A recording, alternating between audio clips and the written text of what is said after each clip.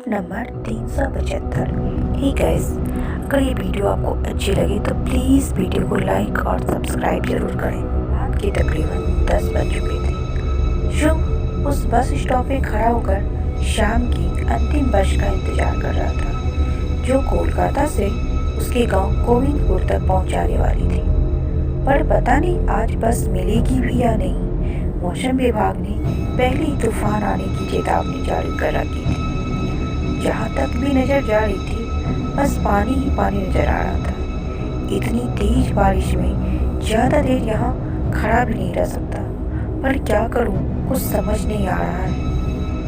ये असमंजस में फंसे शुभ अगले 1 घंटे तक उसी बस स्टॉप पर खड़ा रहता है, लेकिन ना तो उसे सामने से कोई भी बस आती दिखाई दे रही थी और न ही आसपास किसी भी इंसान के होने का आहट सुनाई दे रही थी।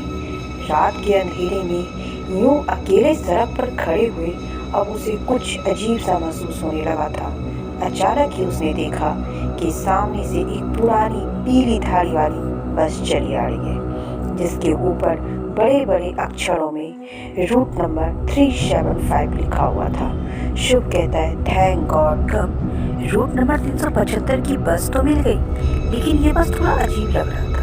मैं इतने सालों से कोलकाता से अपने गांव जा रहा हूँ, लेकिन आज से पहले मैंने इतनी अजीब घड़ी दिखने वाली बस कभी नहीं देखी। रात का समय था, शुभ के पास ज़्यादा सोच विचार करने का समय नहीं था, इसलिए उसने सामने से आते हुए बस के सामने खड़े होकर जोर जोर से अपने हाथ हिलाना शुरू कर दिया। बस उसके बिल्कुल नज़दीक आकर रुक गई और शुभ जल्दी से बस पर चढ़ गया।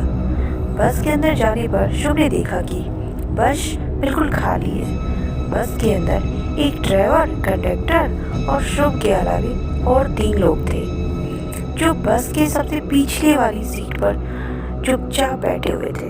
उन सभी ने कुछ अजीबो गरीब किस्म के कपड़े पहने हुए थे कि तभी कंडक्टर साहब ने शुभ से कहा, अरे इतने तूफान में कहाँ जाने के लिए निकले हैं, कहाँ जाना है तुम्हें? शुभ कंडक्टर से कहता है, देखिए कंडक्टर साहब, मैं यही कोलकाता में नौकरी करता हूँ, लेकिन हर शुक्रवार को मैं अपनी माँ से मिलने के लिए अपने गांव गोविंदपुर जाता हूँ। तभी कंडक्टर कहता, हाँ हाँ ठीक है, इस बस में सफ़र करने की कुछ नियम है, इसमें बैठने के बाद किसी को भी सोना नहीं है। कंडक्टर की बात सुनकर शुभ मुस्कुराते हुए उसकी बात को टाल देता है। बाहर अभी भी जोर से बरसात हो रही थी। सड़क पर दूर दूर तक कोई भी नजर नहीं आ रहा था। हर तरफ बस आसमान से बरसात की पानी ही पानी था। रात के तकरीबन 12 बज रहे थे। शुभ को नींद अपनी गिरफ्त में लेने ही लगी थी। तभी कंडक्टर ने आकर पीछे से उसके कंधे पर हाथ रख दिया कि तभी शुभ घबरा कर बोला, क्या हुआ, कौन हो तुम? तभी कंडक्टर ने कहा, मैंने कहा था ना, इस बस में बैठकर सोना नहीं है। शुभ कहता है, अरे ये कैसी बात कर रहे हैं आप, आधी रात का समय है, किसी को भी नींद आ सकती है।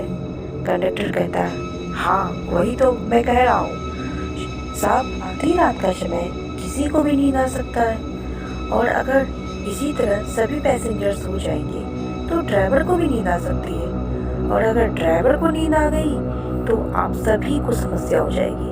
और इसीलिए मैं कहता हूँ, मेरे बस में सफ़र करने का सबसे पहला नियम यही है कि यात्रियों को सोना मना है। कंडक्टर की बात सुनकर शुभ को कुछ अजीब सा फीलिंग्स आ रहा था। उसने महसूस किया कि कंडक्टर बात करते समय थोड़ा अजीब सा बर्ताव कर रहा था। उसकी आंखों के नीचे काफ़ी काले गड्ढे दिखाई दे रहे थे और पुतलियाँ बिल्कुल लाल नजर आ रही थी। कंडक्टर शुभ से कहता है, देखिए अब आप बस में बैठे हैं तो मैं आपको जगह कर रखने के लिए, आपकी मदद करने के लिए मैं आपको एक कहानी सुनाता हूँ। कहानी सुनने से आपको नींद नहीं आएगी। सैकड़ों साल पहले की बात है। कोलकाता में एक समय महाराजा आनंद राय बाबू का राज था। आनंद बाबू सुंदरता के बहुत बड़े उपासक थे। उसके दरबार में केवल वही लोग नौकरियां करते थे जो दिखने में सुंदर थे। बदसूरत की ओर तो वो देखना भी पसंद नहीं करते थे, और इसीलिए जब जब महाराज राज्य में भ्रमण पर निकलते थे तो उनके सैनिक, साधारण शक्ल सूरत के लोग अपने घर से बाहर नहीं निकलते थे। एक बार की बात है, राज्य में एक बार एक विद्वान चित्रकार हुआ करता था। वो ऐसी तस्वीरें बनाता जिसको देखकर लगता था कि वह तस्वीरें बस अभी भी बोल उठेगी। उस चित्रकार ने महाराज की बहुत ही खूबसूरत तस्वीर बनाई और उसे सुंदर रेशमी कपड़े में लपेटकर महाराज के पास भिजवा दिया। जब महाराज के नाम से आया हुआ गुमनाम उपहार उनके सामने खोला गया तो तस्वीर की खूबसूरती देखकर महाराज दंग हो गए। महाराज कहते हैं, कौन है वो व्यक्ति जिसने हमारी इतनी खूबसूरत तस्वीर बनाई है? जिसकी तस्वीर इतनी खूबसूरत है वो स्वयं कितना खूबसूरत होगा, तो इस बात की कल्पना भी नहीं कर पा रहे। इतना कहकर महाराज ने चित्रकार को राज्य दरबार में पेश होने का हुक्म दे दिया। अगले दिन चित्रकार खुशी खुशी राजा के सामने पेश हो गया। चित्रकार को देखकर महाराज गुस्से में भर गए और उन्होंने उसी क्षण उसे राज्य से बाहर निकलवा दिया। तभी शुभ कहता, अरे अरे महाराज ने ऐसा क्यों किया? महाराज तो उसकी चित्रकारी से बहुत खुश हुए थे ना? तभी कंडक्टर कहता, हाँ, क्योंकि वह चित्रकार एक बदसूरत और बौना आदमी था। राजा को बदसूरत लोगों से चिढ़ थी, इसीलिए उन्होंने उस बौने आदमी को राज्य से बाहर निकलवा दिया। फिर शुभ ने कहा, फिर उसके बाद क्या हुआ? क्या वो बौना राज्य छोड़कर चला गया? तभी कंडक्टर कहता है, उसके आगे की कहानी कोई नहीं जानता, क्योंकि उस दिन के बाद वह बौना कभी किसी को दिखाई नहीं दिया। उसके बाद उसके साथ क्या हुआ ये तो वो बौना ही बता सकता है। क्या तुम मिलना चाहोगे उस बौने से? कंडक्टर ने रहस्यमय तरीके से मुस्कुराते हुए शुभ से ये सवाल किया। शुभ कहता है, ये कैसा मजाक है? आपने ही तो अभी कहा था ना कि ये कहानी सैकड़ों साल पुरानी है, तो फिर मैं उस बौने से कैसे मिल सकता हूँ? शुभ के इतना कहते ही गाड़ी की पिछली सीट पर काले कपड़े से चेहरा ढक कर बैठा हुआ आदमी झटके से उसके सामने आ जाता है और अपना कपड़ा हटा लेता है। चेहरे के ऊपर से कपड़ा हटते ही शुभ देखता है कि काले कपड़ों के पीछे पर बैठे आदमी का चेहरा बेहद डरावना था। उसके चेहरे का मांस जगह जगह से गल चुका था और हड्डियां दिखाई दे रही थी। वो बौना कहता है, उस रात वो चित्रकार बहुत रोया और उसने किसी पहाड़ी से कूदकर आत्महत्या कर ली। उस बौने चित्रकार को ना तो जीते जी सुकून मिला और ना ही मरने के बाद उसकी आत्मा को शांति मिली। तभी शुभ कहता है, ये सब क्या मजाक चल रहा है? ये सब मजाक है ना? मैं पता करता हूँ, अब मैं नहीं सोऊंगा। ये कहानी यहीं बंद कर दो, मुझे आगे कोई कहानी नहीं सुननी है। शुभ की बात सुनकर कंडक्टर और ड्राइवर जोर जोर से हंसने लगे। जिस बस में बैठकर तुम हमारे साथ अपने घर जा रहे हो ना, ये बस 20 साल पहले खाई में गिर चुकी है। रात हमने भी इस बौने को कहा था, बंद कर दो ये कहानी, बंद कर दो ये कहानी, विनती की थी, लेकिन पूरी कहानी सुनाए बिना ये चुप नहीं हुआ। ये सब क्या हो रहा है? ये क्या हो रहा है हमारे साथ?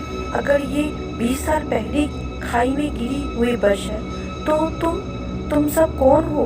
इससे पहले कि शुभ को अपने सवाल का जवाब मिल पाता कि अचानक वह बस खाई में गिर गई। 10 साल बाद एक लड़की फिर उसी बस स्टॉप पर खड़ी बस का इंतजार कर रही थी और उस दिन भी ठीक उसी तरह बारिश बहुत तेज हो रही थी।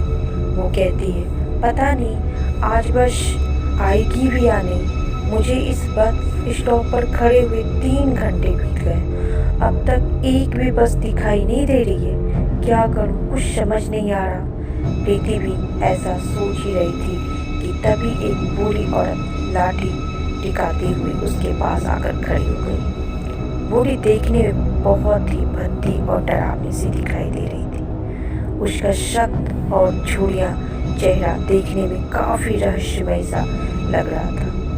तभी उन दोनों के सामने से एक बस आती हुई दिखाई दे रही थी। प्रीति कहती है, ये कौन सी बस है? Route number 375? जहाँ तक मैं जानती हूँ इस रूट पर कोई भी ऐसी नहीं चलती है। अब मुझे बस सिटी तक जाना है, क्या आप मुझे छोड़ देंगे? तभी बस कंडक्टर कहता है, हाँ छोड़ देंगे मैडम जी, पर जल्दी करो। प्रीति और वो बूढ़ी औरत बस पर बैठ जाती है। बस के अंदर सबसे पीछे की सीट पर काले रंग के अजीब पहनावे में 3 आदमी बैठे हुए थे। तभी वो बूढ़ी औरत कहती है, ये बस मुझे इतना अजीब क्यों लग रही है? ड्राइवर, कंडक्टर, यहाँ तक कि ये पीछे बैठे हुए लोग भी मुझे ठीक नहीं लग रहे। बूढ़ी औरत बार बार पीछे मुड़कर बस के लास्ट वाली सीट पर बैठे आदमी को देख रही। तभी वो बूढ़ी औरत ने प्रीति से कहा, बदतमीज लड़की, मैंने कहा माफ़ी मांगो।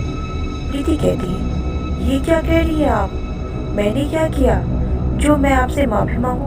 तभी वो बूढ़ी औरत कहती है, अरे माँ बाप ने यही सिखाकर बड़ा किया है क्या? मुझसे इतनी गलत बात कहने की हिम्मत कैसे हुई तुम्हारी? माता पिता का नाम बुढ़ी के मुंह से सुनकर अब प्रीति को भी बहुत गुस्सा आ रहा था। वो कहती है, अरे आपका दिमाग खराब हो गया है क्या? मैं आपकी उम्र का लिहाज कर रही हूँ और आप बोलती जा रही हैं। प्रीति और बूढ़ी औरत के बीच विवाद बढ़ता ही जाता। मैं कहती हूँ, अभी बस रोको, तुझे तो मैं अभी के अभी पुलिस के हवाले करूँगी।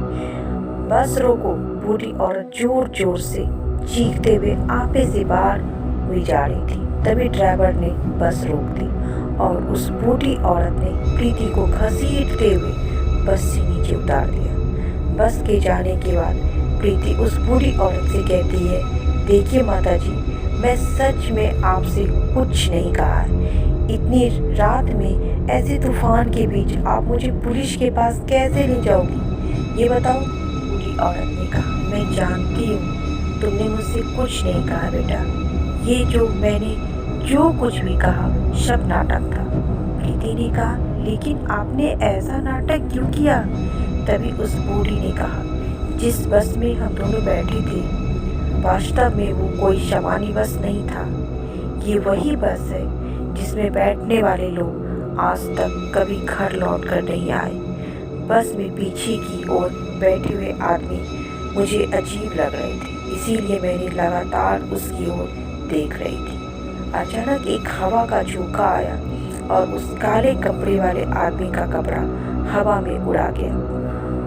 उसी पल मैंने देखा कि उस आदमी का पैर ही नहीं है। बिना पैरों वाले आदमी को देखकर मैं समझ गई बस में हमारे साथ सफ़र करते हुए लोग कोई इंसान नहीं है बल्कि आत्मा है।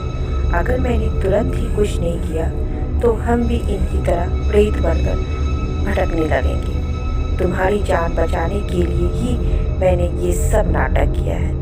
हम दोनों शायद भाग्यशाली थे कि हमारे झगड़े को सुनकर ड्राइवर ने बस रोक दी और हम नीचे उतर गए। बूढ़ी अम्मा की बात सुनकर प्रीति के रोंगटे खड़े हो गए। अम्मा की बात सही थी, वे दोनों वाकई भाग्यशाली थे जो उस भूतिया बस का शिकार होने से बचे।